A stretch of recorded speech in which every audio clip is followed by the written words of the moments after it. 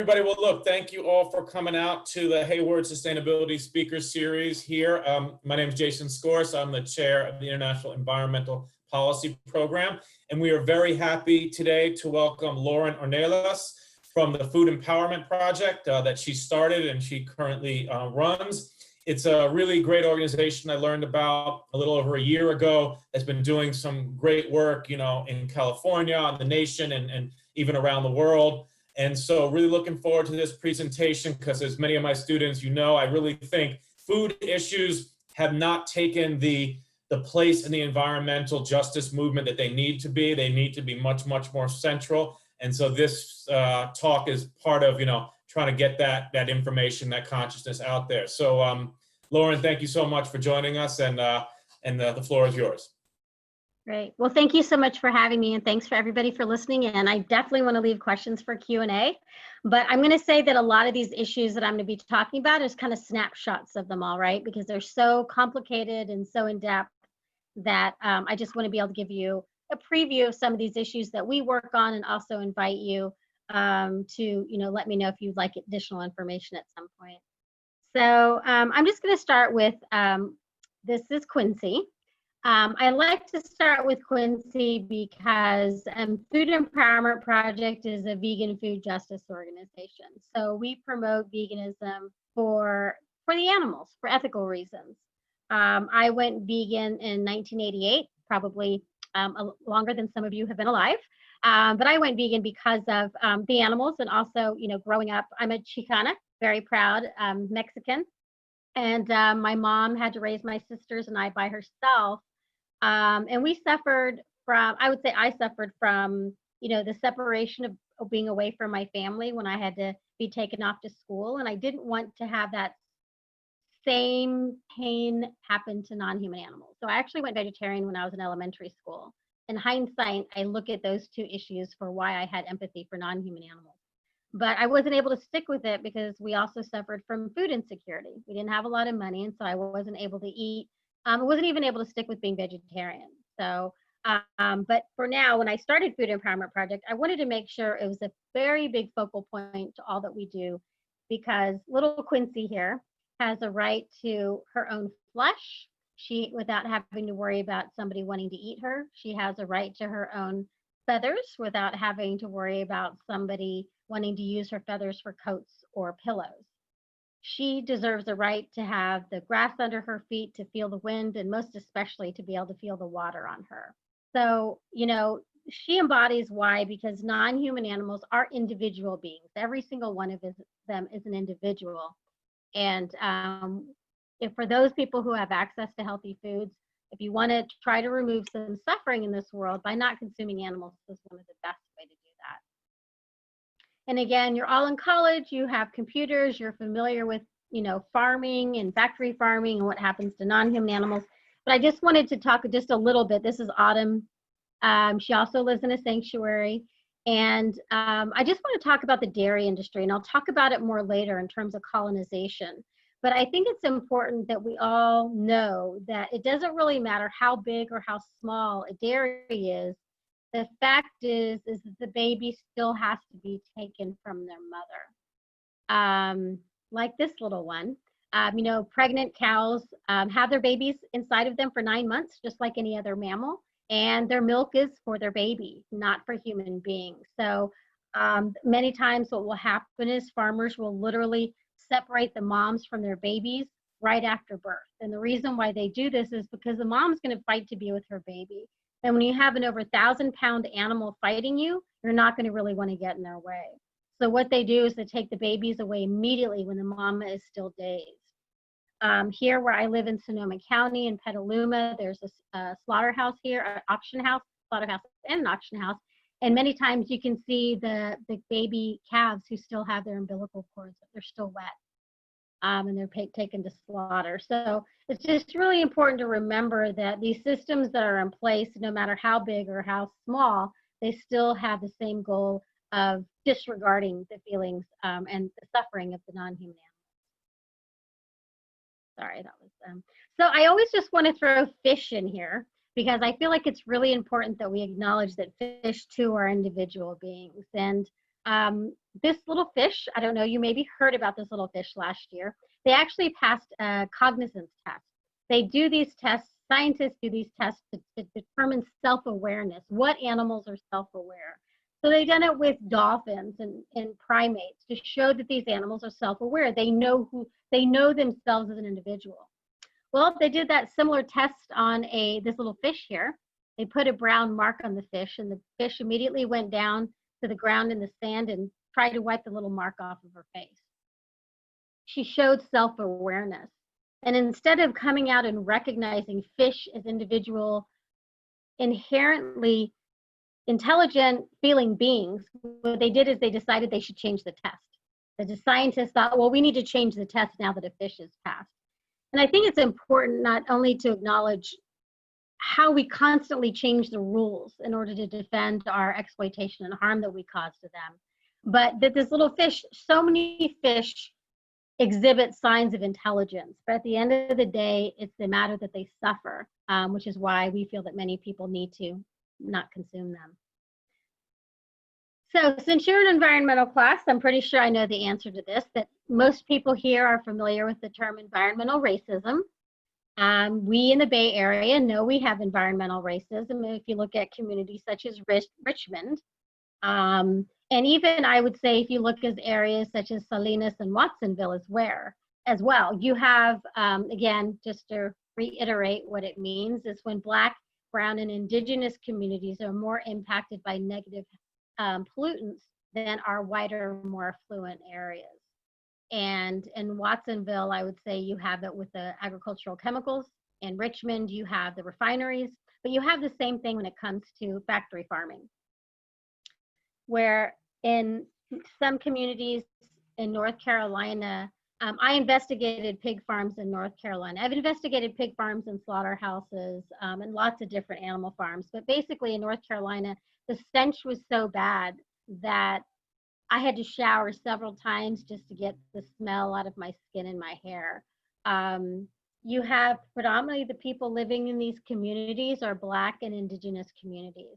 And they can't even have their windows open in the summertime because the flies are so bad, the stench is so bad. They suffer from headaches, nausea. They can't, their property is pretty much worthless because nobody's going to want to live near one of these facilities.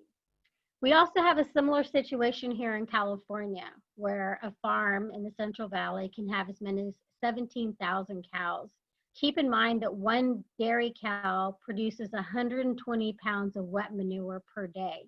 So even a farm with only 200 cows creates a tremendous amount of waste, much less a facility that has 17,000.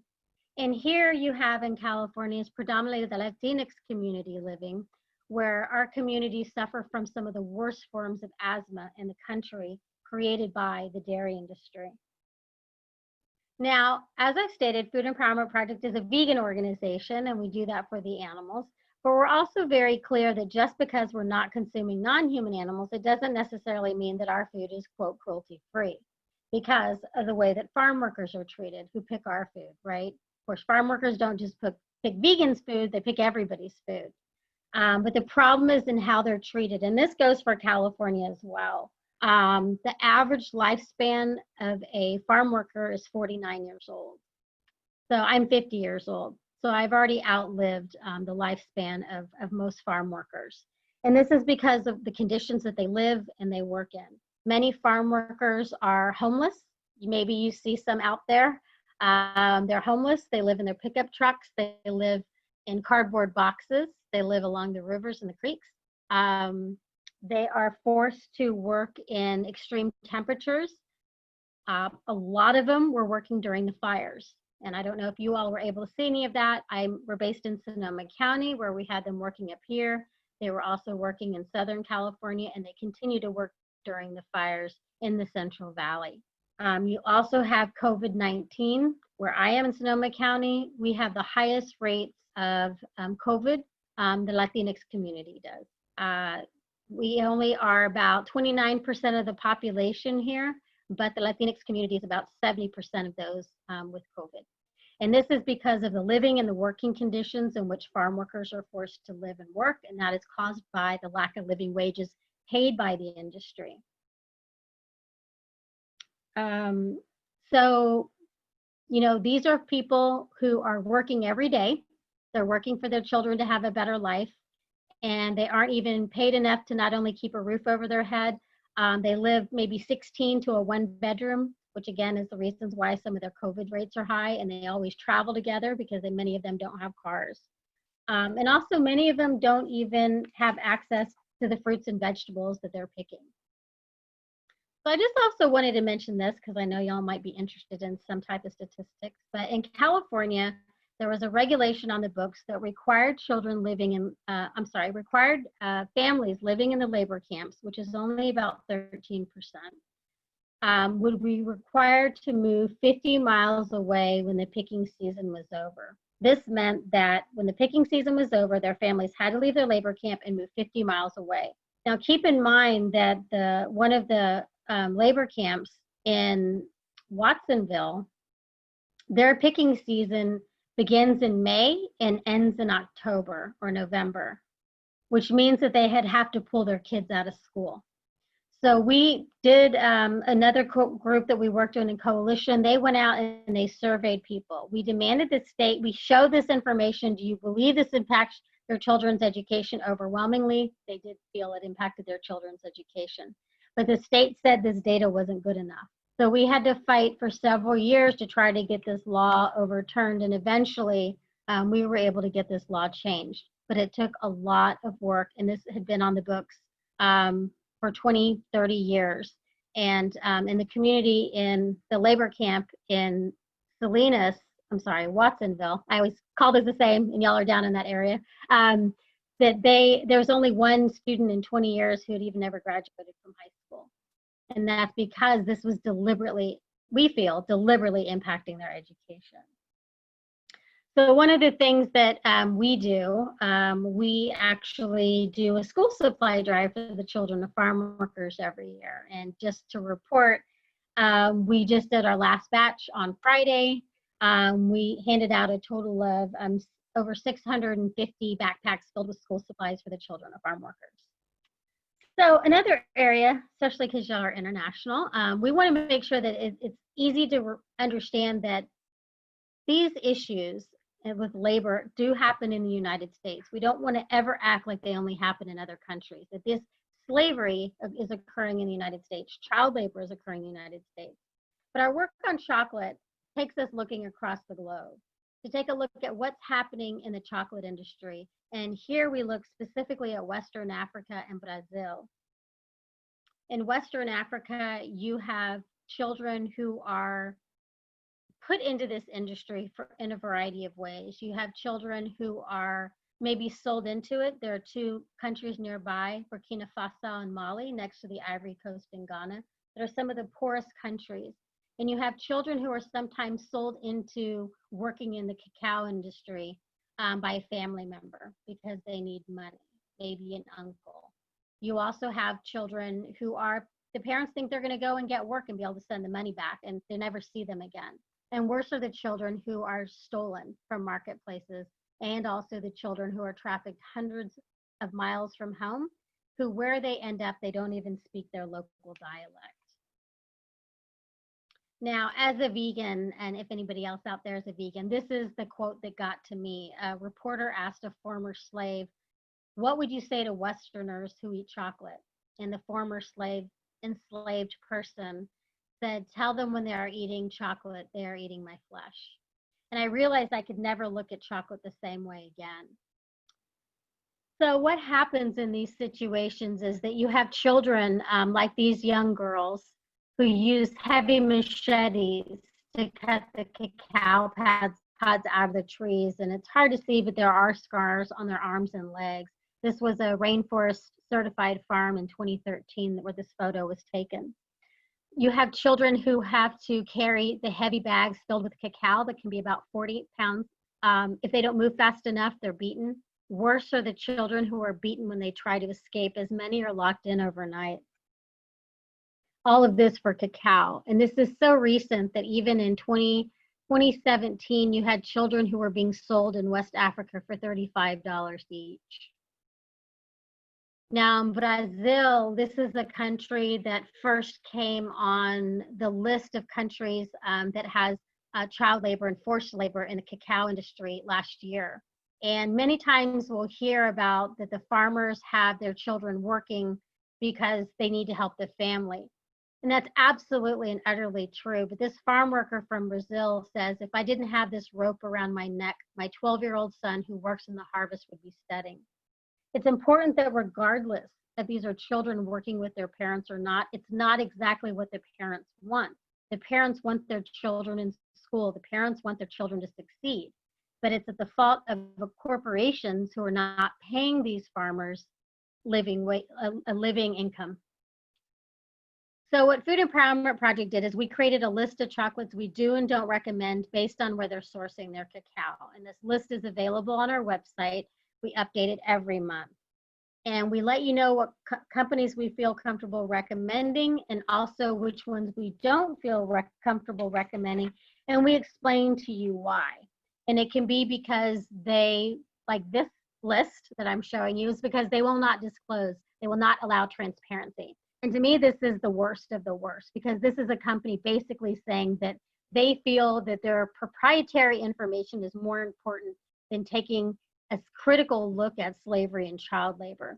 And keep in mind, when we're asking, the questions that we're asking really is just if they make vegan chocolate, but also what is the country of origin for your cacao? So we're not asking for the state. We're not even asking for the city. We're simply asking for the country of origin, and these companies refuse to give it to us. It'd be impossible for us to find out their supplier with just knowing the country. But again, it's the sheer arrogance of these corporations. We also break it down into companies that we don't recommend, but because they didn't respond to us. So we do break it down to have full transparency so you can see where the companies rank. We do have the list available for iPhones as well as for the Android. And so basically this app is for free. We want people to download this app for free and use it. So basically you just type in the name of the company into the app when you're shopping, and it tells you if we recommend them or not, and then it explains why. It also has the ability for you to reach out to the company. So let's say your favorite company isn't recommended. You can reach out to them and let them know why you're not going to buy their product anymore. Say your favorite company is recommended. We would love for you to let them know why, that you're glad, that you care about this issue, and it's an issue that you do not want them to ever ignore. So the last issue I'm going to cover is lack of access to healthy foods in Black and Brown and Indigenous communities. I think it's important to note that we don't necessarily call it food deserts. You'll hear that term used a lot. We don't call them food deserts. We call it what it is, and that's food apartheid, because this is deliberate racism and discrimination that's taking place. A lot of you, if you're international students, you probably may know that this is not just an issue in the United States. This is an issue that is a problem globally. And it primarily impacts not only Black and Brown people, but Indigenous communities. So the First Nations in Canada, the Maori in New Zealand, the Aborigines in Australia, you compare quotes from them to people in Oakland and they're very similar. They have the same experiences and the inability to access healthy foods. So I used to live and work in downtown San Jose. And when I lived and worked there, I had 2 liquor stores across the street from each other where I lived, 2 liquor stores across the street from each other where I worked. And I had just been hearing about the problem with the lack of access to healthy foods. And I thought, I want to check to see if this problem exists here in Silicon Valley, here where there is so much wealth. I kind of knew what I would find, but I still wanted to do it. Also because this is where Cesar Chavez, the co-founder of the United Farm Workers, got his organizing start, because there used to be canneries everywhere, orchards everywhere. So there used to be a lot of fresh fruit and fresh vegetables available. I should also mention that Cesar Chavez was a vegan for the animals. But what I wanted to do is really have data to prove if this problem existed in such a wealthy area. And of course it did. We found that there's 17 times more access to frozen vegetables in the higher income areas than there were in the low income areas in Santa Clara County. We deliberately compared high-income and low-income communities. This report is available in English and Spanish on our website if anybody wants to take a look. After we did this, we also did focus groups in order to determine what the community's access was like. The problem is many times as well-intentioned NGOs and government officials go into communities and they start telling the communities what they need without asking the communities what they want and what the barriers that they've experienced. So I could have used some of you translators at that time, but we did all 3 of our focus groups were conducted in Spanish in San Jose. And what we found out was that one of the biggest barriers people had in accessing healthy foods was not necessarily the proximity, which is part of the definition that the USDA has of the definition of a food desert. It was actually the cost. We also found out that many living in these communities, excuse me, ate healthier in the communities that they lived in before than they did moving to the United States. So in learning this information, we decided and realized that one of the big things we needed to be working on was living wages. Because if we wanted people to be able to access healthy foods, vegan or non-vegan food, we needed to create more equity. We needed to have the ability for everybody to be able to access healthy foods. And the only way they were going to be able to do that was to be able to buy it. So we then, and still now, support living wages and want and believe everybody should be supporting living wages, from the restaurant workers, the fast food workers, to the Walmart workers. Everybody needs to have a living wage in order to create healthier communities. So Food Empowerment Project follows environmental justice principles. So we don't go into somebody else's community unless they want us to. So we were asked by one of the founding members of the Black Panther Party to take a look at the community he was living in Vallejo. And I hope that most of you are familiar with Vallejo. If you're not, it's basically northeast maybe of like Berkeley and Oakland. So it's not that far from our little Bay Area. So we went into this similar situation. We actually went in and we surveyed every establishment in Vallejo, except for restaurants and fast food, to determine their access to healthy foods. So what we found was, again, not too shocking, but we found that 88% of all the liquor stores and 71% of all the convenience stores in the city of Vallejo were low-income communities. Keep in mind that Vallejo is predominantly Black, Latinx, and Filipinx. Overwhelmingly, the community has an issue with lack of access to healthy foods. You can see here, I don't know if y'all can see that little image of us, but I will move that. But you can see here that both communities have an issue with grocery stores, but far worse in communities of color because there's no grocery stores there. The vast majority of people living there are getting their groceries from the convenience stores and the liquor stores. Now, as a vegan organization, we also surveyed for meat and dairy alternatives, which we always do. And mind you, we do this because we believe everybody has a right to eat their ethics. That if people want to go vegan and don't want to participate in the suffering of non-human animals, that they have the right to do so. But we also do so because we know diets higher in animal products aren't as good for one's health. In fact, a diet higher in fruits and vegetables is actually what's encouraged by even the American Dietetic Association. But we also wanted to check on the dairy alternatives, again, because of the cows, but also because the fact that many people who are Black and brown and indigenous do not digest milk in the same way that the European and whiter community does. And that is often termed lactose intolerant. But we push back on that term because we feel that once again puts the onus on Black and brown people as if there's something wrong with us, when there's nothing wrong with us because we can't digest the milk of another species. And more than that is the fact that colonization is part of all of this. It's evidence of colonization having an impact on us even today. So again, I'm Mexican, I'm indigenous to the Americas, and when the Spaniards came over, Columbus actually brought over on his 4th voyage cows. So my ancestors' diet didn't really consume milk. We didn't really consume cows at all because they weren't what we had. And so this is why we think it's very important for us to all, remember the impact that colonization has on us. We call us lactose normal. We think that that should be the term that's used instead of lactose intolerant, that we are lactose normal for ourselves. So that's another reason that, when you look at the situation, when we did the surveying, so few grocery stores or liquor stores or convenience stores actually had plant milks available, which again, if you think about Black and brown kids living in that community, not only having that type of milk that's available to them, that's a product that actually makes them sick. And what's being deprived of them, and again, food apartheid, what's being deprived of them is a food that's actually better for their health. One of the other things we found in doing our work was that there was a Safeway grocery store located in downtown Vallejo.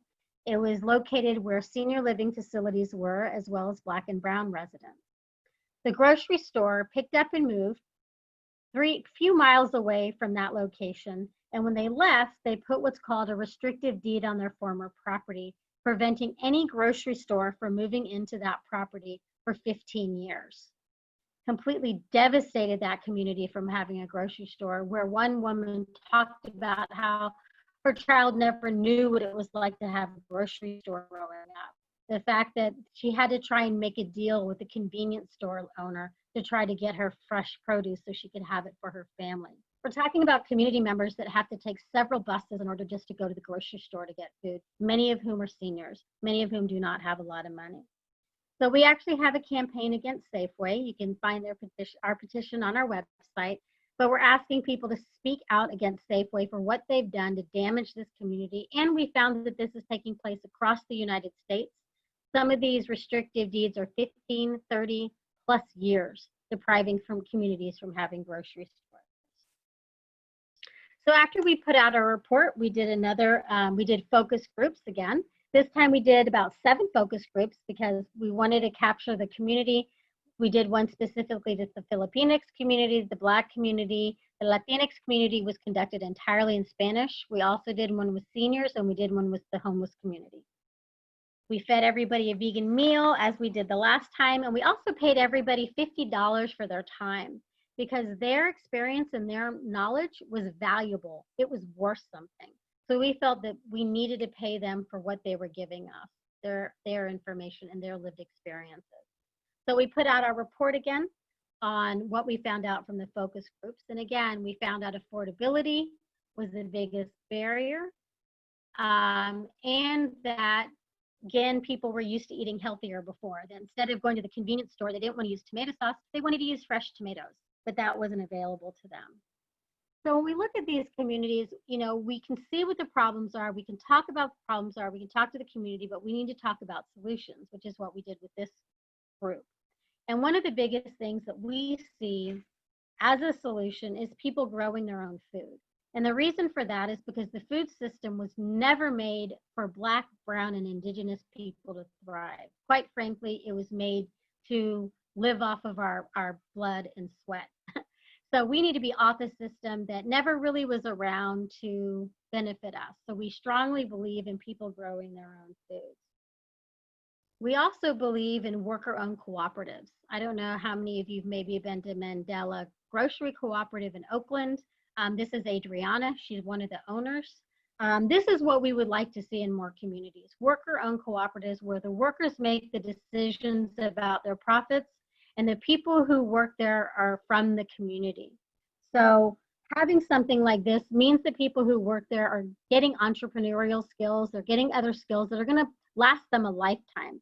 And they can decide where their profits go. Sometimes Mandela has decided to put the money and invest it back into the store. Sometimes they've decided, hey, let's take some profit this time. They always, pretty much always do things to help the community, especially the seniors living in the community. So this is something we're trying to bring to the Vallejo community. And we did, in the 7 focus groups, only one person had ever heard of a worker-owned cooperative. So we did community events to make sure that more people learned about a cooperative and what it was, and overwhelmingly people were very supportive with the idea. We also have, just so you know, every year we also have a Vallejo Healthy Food Fest, which actually is starting this Saturday. We usually do it, we have exhibitors from the community. We have Vegan Chef, if you've ever been to, this is Chef Chu. He owns a vegan fast food restaurant in Oakland and also has his own vegan meats that are coming out. But we have these events to celebrate the Vallejo community and to have them taste delicious foods. Let's talk about the lack of access to healthy foods, and to celebrate the diversity of the community. Now, this year you can actually participate because it had to go all virtual because of COVID-19. So you can actually sign up if you're interested on our website. You can join in. It's this Saturday, the next 2 Saturdays. So basically, all of this information is available on our website in English and in Spanish.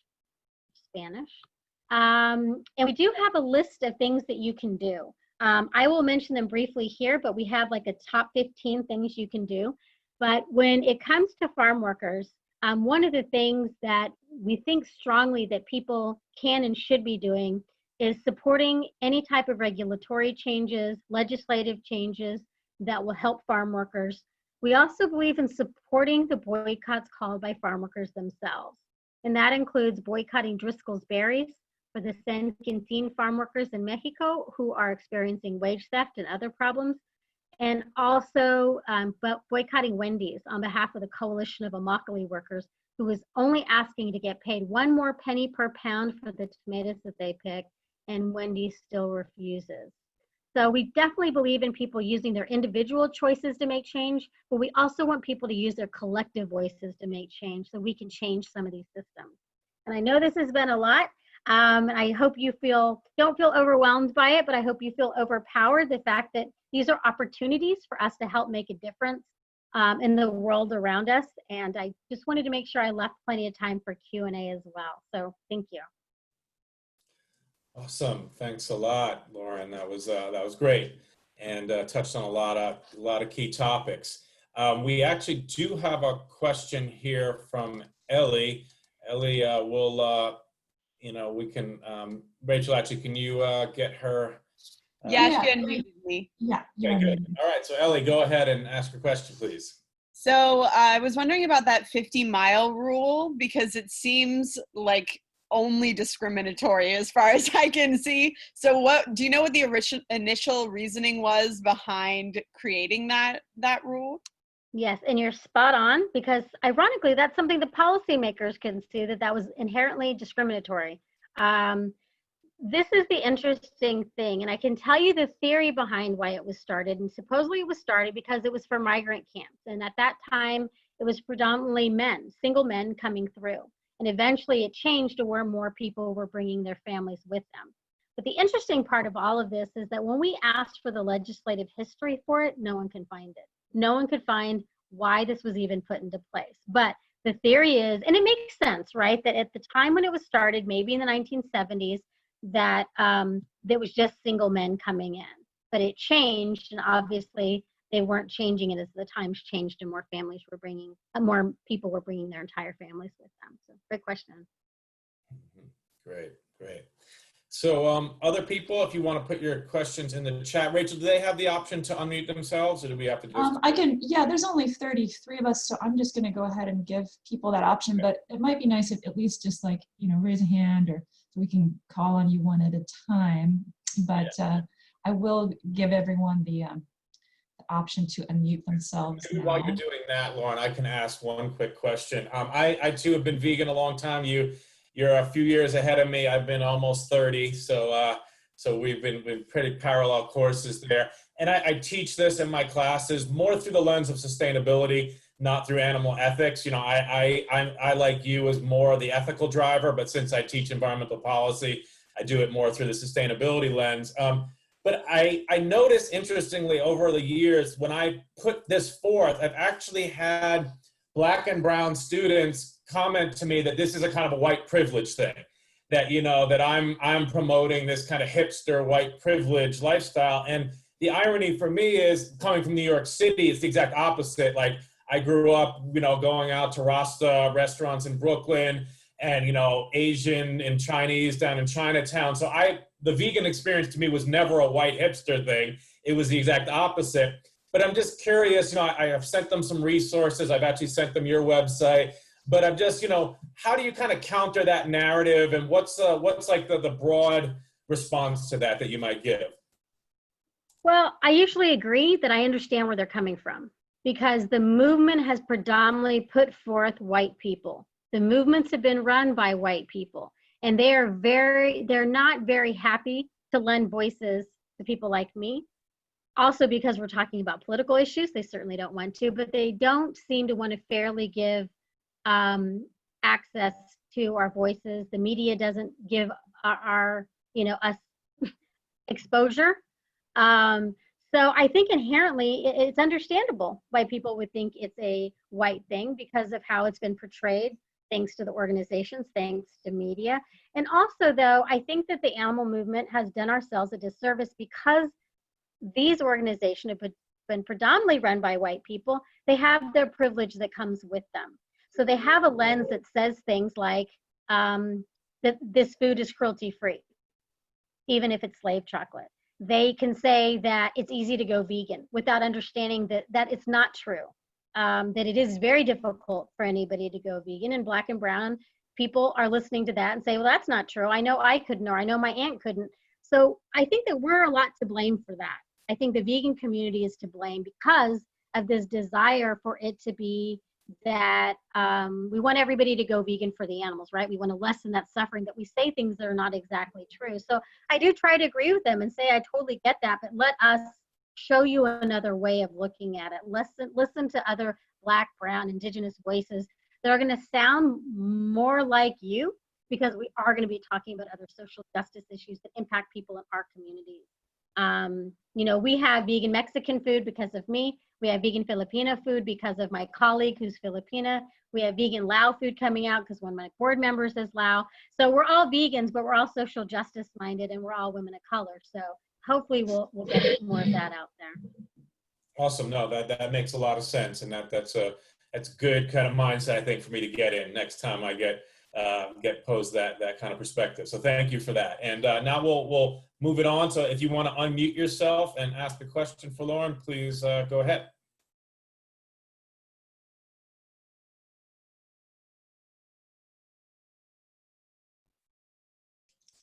Well, I'll jump in since the students aren't jumping in right now. Let me get my camera going.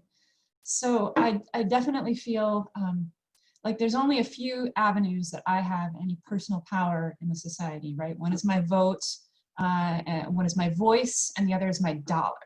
And so my food choices have been, in the last year or so, really highly along the lines of reducing my trash, especially my plastic packaging. So I found a lot of soy milks or meat alternatives, it's all plastic packaging. Do you have any intentions to kind of push on that end of things too, or is that like a step too far for the vegan movement, or what's going on with that? And I just also want to say I've been starting to make my own soy milk. It's easy, it's delicious, and package free. Okay, I mean almost package free, at least not plastic packaging. Right, totally. It's so funny that you say all this because I just got a new pair of tennis shoes because my old ones got holes in them, And I wrote the company and I was like, do you have a take back program? And they're like, oh, you mean, do you have a warranty on them, or do you have, and I'm like, no, I'm asking for a take back policy. I want you to have a policy. So when I'm done with my tennis shoes, I send them back to you and you repurpose these, you reuse them for something. So we do, I think that, your voice and your dollar go together, right? So even when you have to buy something, you use that voice to then follow up with the company afterwards. But yeah, we do have in our midst a campaign to go after some of this packaging stuff, but I will say we're not going to be going after a vegan company necessarily. Well, I shouldn't say that. We don't know what company we're going to go after. We are still in our research phase, but we definitely have it to go after a company on their packaging because it's ridiculous at this point. I'm sorry, this is just ridiculous at this point that a lot of this stuff isn't biodegradable. That we know some companies aren't doing it and nothing's being mandated to require it yet, especially when, as we all know, we get this stuff and it's like, oh, it says it's recyclable, but then our recycling facility, no recycling facility even can recycle something like that. So, it's incredibly frustrating, but we do have it for 2021. We are thinking of going after somebody for packaging. Thanks. Nice. I think Madeline, you wrote in the chat there, you have a question about chocolate. I don't know if you wanted to ask it. You could just unmute yourself. Yeah. Sure, thanks. Great talk, Lauren. I really enjoyed it. And it's actually easier if I can talk out loud this question, because it's more this curiosity about how you develop the list, your ethical chocolate list, because cacao, the raw ingredient, is inherently a plant.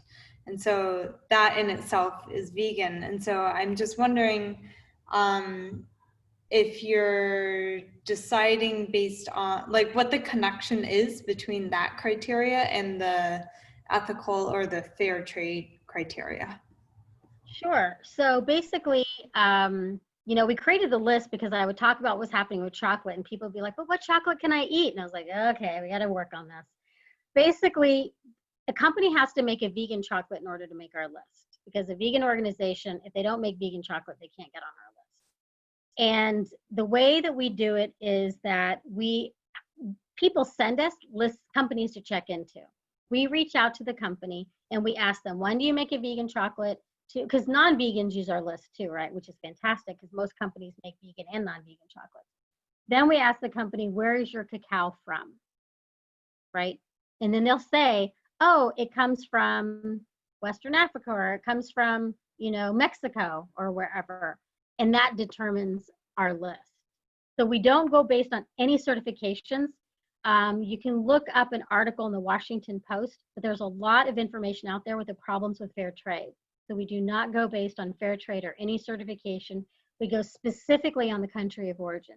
And how we determine the countries that have problematic is by research that comes out, documentaries that come out. Also, the U.S. Department of Labor, although I would say in the last 4 years has been less reliable, but they do have information on different products in different, so it'll be like cacao, bricks, diamonds, and what countries use forced labor, child labor, and things like that. I don't know if I'm answering your question, so. Yeah, so do you make transparent on the website your criteria for the countries of origin in that case? Because it sounds like you're generalizing on the country level. We didn't used to with West Africa. We used to go case by case in West Africa. Problem with that is that even the worker-owned cooperative that we were recommending in Western Africa, there were found to be problems. Every single investigation, every single thing that's ever been done. So if a worker, this is how we would recommend a company from Western Africa. If the workers were the ones who received the profits and they were the owners of it. So in Brazil right now, Brazil is pretty early on the list, right? We just found out about Brazil, I want to say in November of the year before. I don't think it was last year. I think it was the year before. You can look on our Understanding Our Chocolate list. We have that information on there, which will be updating, by the way. But we just started with Brazil, right? So we're not going to want to put the whole thing on Brazil. But what we do have is we have questions that we're asking them. Like if they're just pointing to fair trade or Rainforest Alliance, we're going to be like, we don't care. Are your workers receiving profits? What are they getting? Or what kind of benefits are they getting? So our workers then, our questions then became way more specific to them, because we don't want to just blanketly say that. But we have to make sure that it's the workers that are making decisions and not the corporations. And that's our problem with Western certifications, is that they're dominated by the West instead of the workers. So one of the companies that we recommend on our list, they don't source in Western Africa, but you know what they're doing in Western Africa? They're buying rice hullers. They're buying everything so the people in Western Africa, in Ghana, I think, can actually make their own chocolate there. And that's what we want to see. These companies, they need to be giving back to the community. They need to be giving back to the people that they've made so much money off of.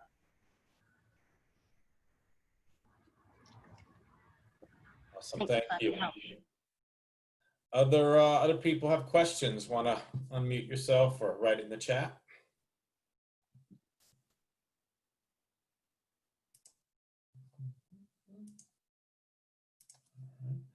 Maybe I'll ask while people are thinking here for a second, Lauren. What's your, I guess, it's a two-part question. What's your take on the new development of kind of vegan proteins from the Beyond Burger, Impossible Burger?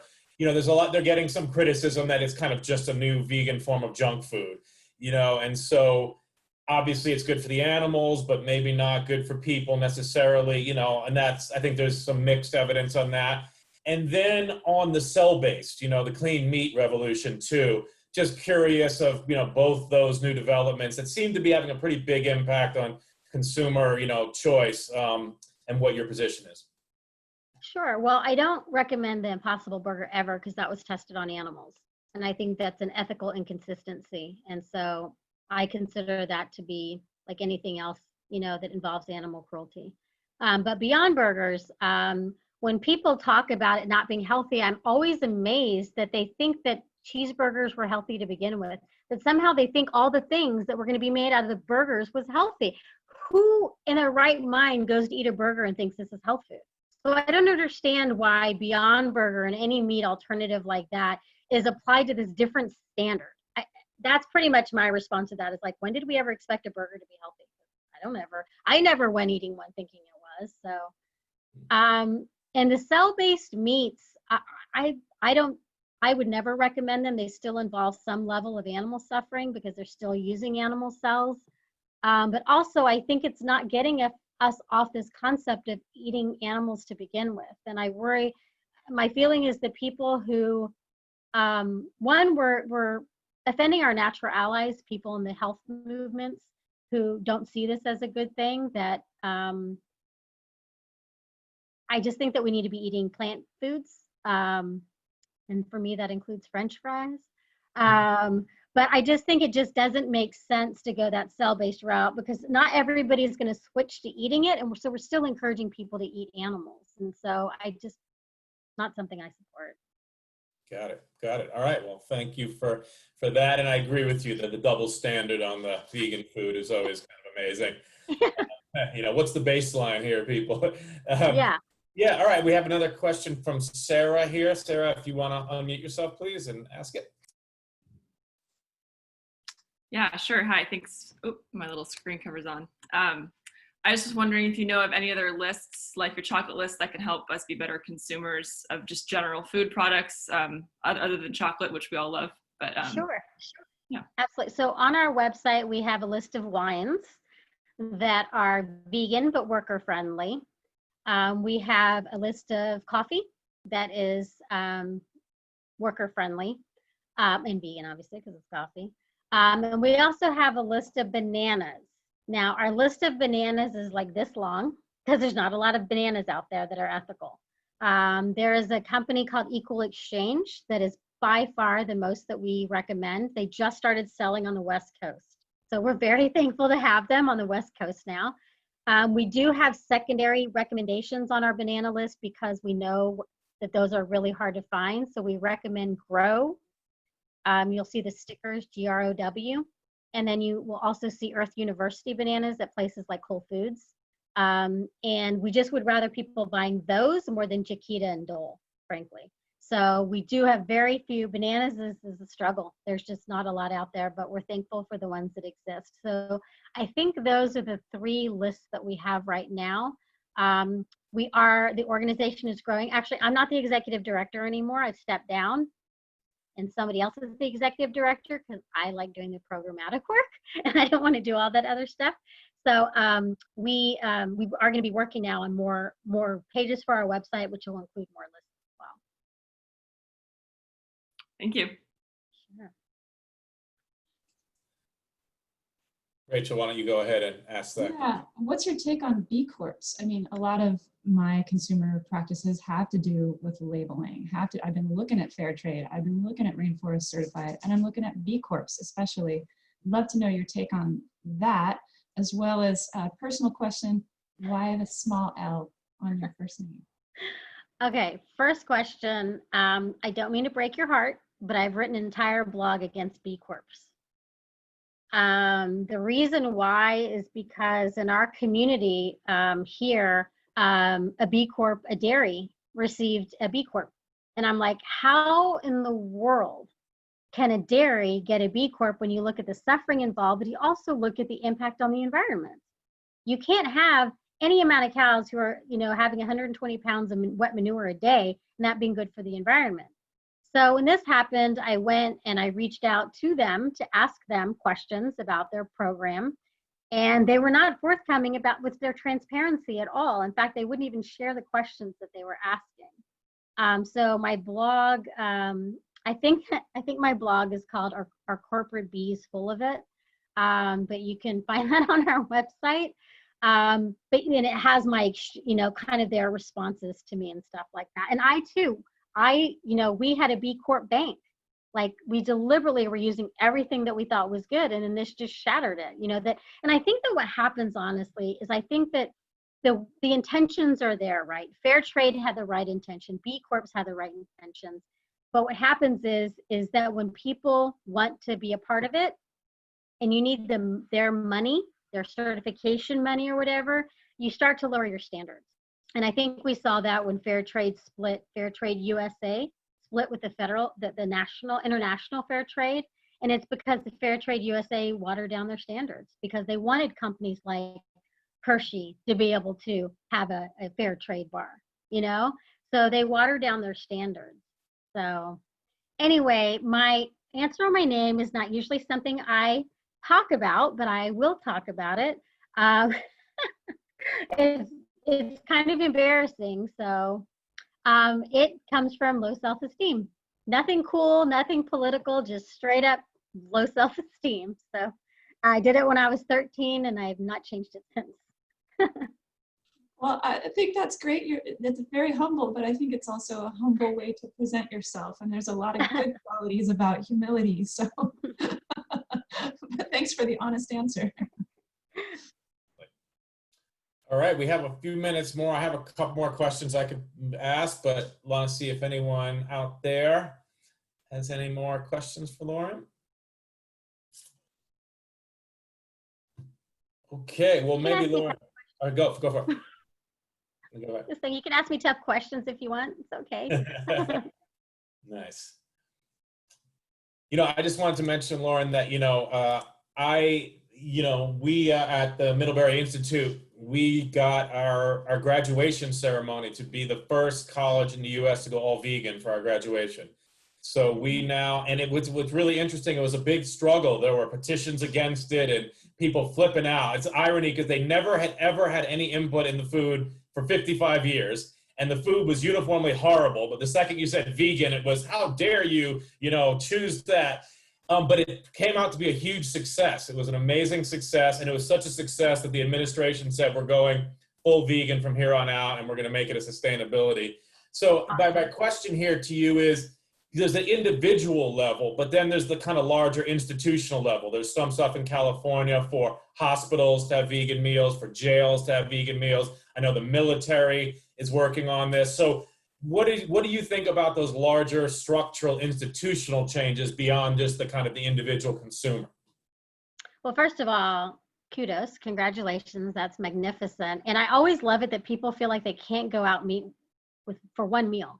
It's not like you're like, okay, this now for the rest of your life. It's like one meal, and people can't imagine not having animal products for one meal.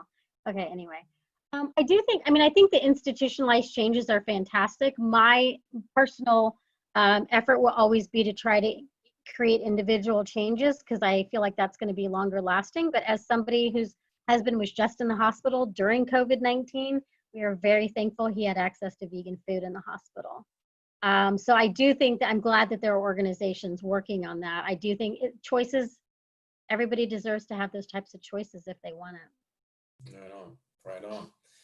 All right, any last comment or question for Lauren? She's taking tough questions, so ready for it. Going once. I got one if nobody else does. It's a tough one. Oh, I'm ready for her. Go for it. Ready? Okay, this is a question about suffering. And the concept that, I'm going to save suffering if I don't eat animal products. But I honestly feel like the life force is there, cognizance is there, and plants as well. And I'm eating this gorgeous leaf of, red-veined, Swiss chard that's just like a work of art. And I'm like, I feel that destruction is part of living. And I'm going to cause suffering in a plant in the same way I would cause suffering if I shot an animal and ate it. So, to me, I don't feel like that's an argument that I can actually make to people. So that's a tough question. I guess it depends on what you feel about plants and kind of just the general life force that's out there in the universe. But I feel like in eating, there is suffering. In living, I have to kill something. Well, What's your take on that? I think there's a couple things there. One is that it's a matter of lessening suffering, right? So unless people are literally going out and killing all the animals on their own, and they're buying factory farmed or even from a farm, they're talking about more suffering because they have to eat those plants, right? So you're talking about them eating the plants, then you killing the animal, then eating the animal, and then you're also eating plants because you can't survive well without plants. So you're double hurting plants by eating animals. But there's also plants that do better. And this is hard for me because I, like you, I have a basil plant. And the worst thing in the world is taking leaves off them. Like I'm always like screaming, I'm like, oh, you're hurting them, stop doing it. And then somebody told me your plant's dying because you're not pulling the leaves off. You know, so there's some things, there's apples from trees. I mean, we still have the ability to eat some things that aren't causing harm at all. And actually it's helping them to take them off. Whereas you can't just eat the leg of a chicken and the chicken's going to survive. You can certainly eat tons of apples from a tree and the tree's still going to be around. So I think that, you know, there's just lots of, to me, at the end of the day, it's about lessening suffering. And we just all do our best in lessening suffering to human or non-human animals. All right. Yeah, I would just add to that, right? I think Lauren's point again about just quantity, right? I mean, again, you're eating, if you ate an all meat diet, you're still eating plants. They're just fed to the animals, right? So that's the thing. It's even there, it's still a quantity issue, you know? The only thing I would say also is, you know, I think plants and trees absolutely have life forces and they want to live and they have deep, you know, when you go out to a redwood, right? There's a deep energy there. But it's different than physical pain, right? They don't have advanced nervous systems, right? Now, again, maybe we'll disprove this, right? But the fact is you can break branches off and do all kinds of things and they grow back and they're just as healthy. You can't break your leg off, like Lauren said, and like, you know, we can't do the same type of physical alterations to plants that we can to animals, and they still sort of thrive. So my point is, and I guess until the science proves me wrong here, I'm going to assume that the suffering from a plant is less than for a cow or a pig or a dog. But I see you shaking your head, so that's fine. Maybe Lauren, you could have the final word. I was not convincing. Well, I just think it's about suffering, right? And we just do what we need to do what we can to reduce suffering. And in animals who are raised for food are eating plants. So you were just reducing suffering in terms of the amount of plants that are also feeling pain. I don't think that the pain is the same, but I think it's hard to compare one's pain anyway. I think it's always problematic when you try to compare pain in general. You know, I'm mostly for human beings. I think that's some of the problem in the world is that everybody assumes their pain is the same as everybody else's. So we don't understand differences of someone's life experiences, and how we deal with those. So. Well, I definitely like this ending on the reducing suffering. If we can all do that, we've used our time, our very finite time on this planet for a good purpose. So Lauren, that was really inspiring. You're hardcore and you have really high standards, and that's what we need in this world. There's too much wishy-washy and gray area and watered down, and we need leaders like you who really hold that high bar. So much appreciated. I think you're a great role model, and it was great seeing you. Hopefully we'll get to meet over a vegan meal sometime when this pandemic. Definitely the vegan Mexican restaurant in Monterey. Happy to go there anytime. Absolutely, we love that. We get them for catering all the time, so we love that. Awesome. Thank you all so much. Thank you so much, Lauren. Thank you, everybody, for participating, and have a great rest of your day. Take care, everybody.